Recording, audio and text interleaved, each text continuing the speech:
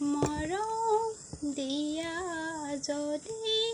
অতি সযতনে ৰাখিম এজাক তৰাৰ বাগিচাতে মৰম ধেনু আঁকিম নালাগে মোক সৰখনি তোমাতে ঘৰ সাজিম সপোন পাৰৰ নাৱত বহি আমাৰ কাহিনী লিখিম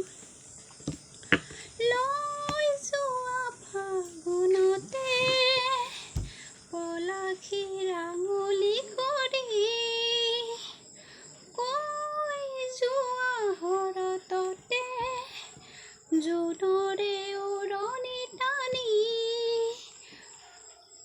কেনেকুৱা লাগিছে জনাব দেই জনাই নজনাই গাইছোঁ কিন্তু আৰু সকলোকে নমস্কাৰ জনাইছোঁ মই মাইনাই কিবা ভুল ভ্ৰান্তি হ'লেও জনাবলৈ নাপাহৰিব ধন্যবাদ।